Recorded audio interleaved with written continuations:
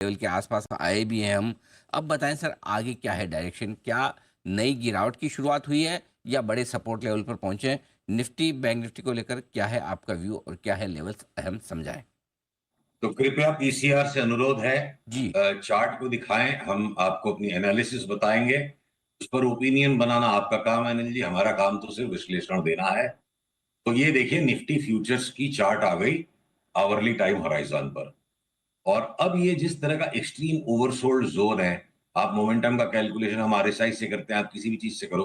अब हमारा जो बेस्ट केस गैस वर्क है, all forecast is a guesswork, some stop loss. तो बेस्ट केस गैस वर्क है, देखिए आवरली चार्ट पे एक रिवर्सल हो गया। अब यहाँ बाई ट्रेड हमारा आ गया है, और जो बहुत बड़ी तेजी हो जाएगी कि धारणा को फिलहाल थोड़े समय के लिए पोस्टपोन कर रहे हैं। मुझे लगता है कि एक बार हम वापस 24,600 700 तक जाके फिर से करंट लेवल्स को रिट्रेस करें, और क्या पता उसके बाद जो हमारा बड़ी तेजी का 27,000 का व्यू है, वो शायद उसके बाद मटेरियलाइज होगा। ये देखिए इस तरह से, जो कि उसको अभी हम पोस्टपोन कर रहे हैं, उसको पोस्टपोन कर रहे हैं। तो फिलहाल अभी सारी नजरें टिकी है इस बात पर कि निफ्टी एक बार दोबारा 24,700 तक चली जाए, और बैंक निफ्टी इसी प्रकार वापस करीब करीब 52,000 52,780 90 तक चली जाए, और फिर एक बार दोबारा से करंट लेवल्स को रिट्रेस करेंगे। ये 1,000 पॉइंट ऊपर, वापस 1,000 पॉइंट नीचे, इतनी भी हमें 2 राउंड ट्रेडिंग करने की है। लंबा व्यू जो बड़ा व्यू था उसको हम थोड़ा पोस्टपोन कर रहे हैं। ओके। अब ये बताएं सर कि किन लेवल्स के नीचे अगर फिसल जाए बाजार फिर से।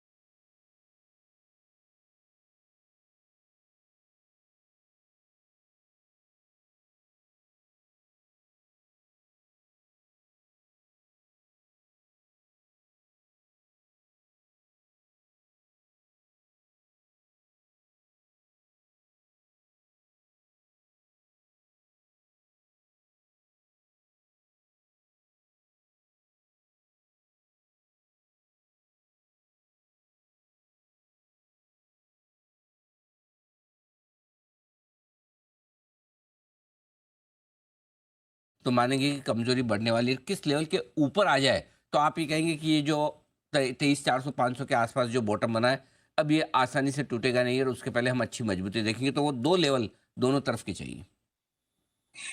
राइट रणजी जी, मुझे भी बहुत कुछ चाहिए, पर जो कुछ बाजार दे पाएगा मैं वही पकड़ पाऊंगा। माई बेस्ट तो विशेष सर, ऑलवेज। ये वो पिक्चर आई थी ना, बस इतना सा ख्वाब है, उसका नाम था हाँ। बस इतना सा ख्वाब है। वो बहुत छोटे अक्षरों में उसके नीचे लिखा था, सब कुछ चाहिए। नहीं, अपने तो वही सर, थोड़ा ही है थोड़े की जरूरत है। वो भी एक मीडिया बैरन की लाइफ में पिक्चर थी। Right right.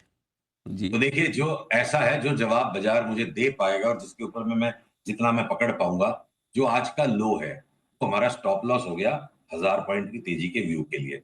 अब उसके बाद वो टूट जाएगा तो बेचेंगे क्या? नहीं, बेचेंगे नहीं।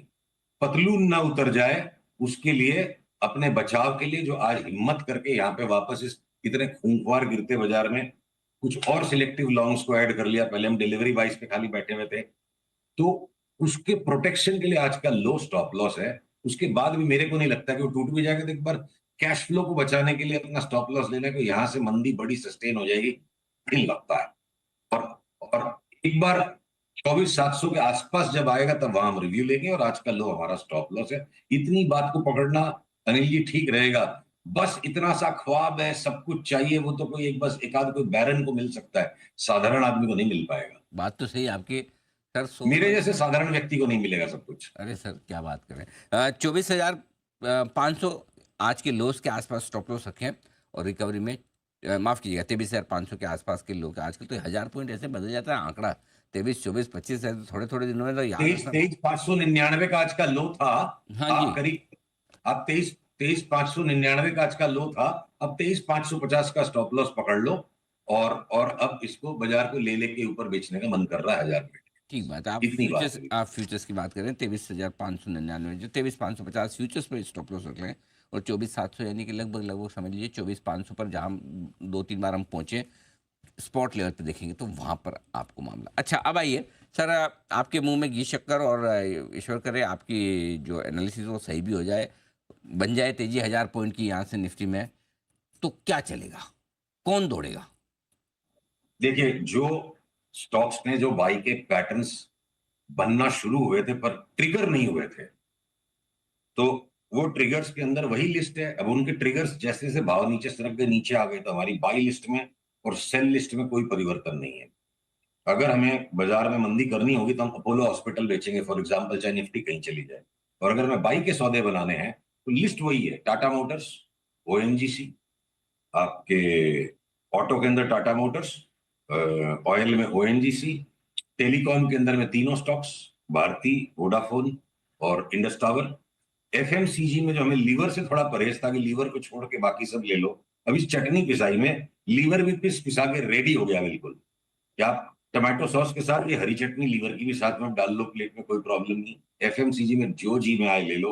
वो डाबर जैसे आतंकवादी चार्ट को भी ले लो, डाबर की चार्ट आतंक मचा देती है, तो आतंकवादी चार्ट जो है ना डाबर की, एक झटके में 150-200 पॉइंट, वो 20-25% दोनों साइड उछल जाती, डाबर भी लेने लायक हो गया, इंटायर एफएमसीजी लेने लायक हो गया। ठीक है, कंज्यूमर स्पेस में एशियन पेंट्स में हादसा चल रहा है, पर बर्जर पेंट्स की चार्ट कोई मंदी करके यहां से कमा लेगा ऐसा नहीं लगता है। घूम फिर के अगर उसमें भी ऊपर के भाव दिखने लग जाएंगे तो वापस उसको हम पकड़ेंगे।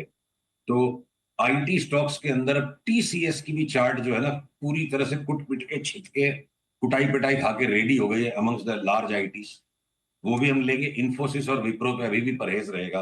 बाकी के जो मझोले आईटी है सारे के सारे, इंक्लूडिंग एक सट्टा नहीं बोलोगे आप, इसको एक फंड बोलोगे कि अचानक स्पॉट आ जाएगा, बिरला सॉफ्ट भी ले सकते हैं।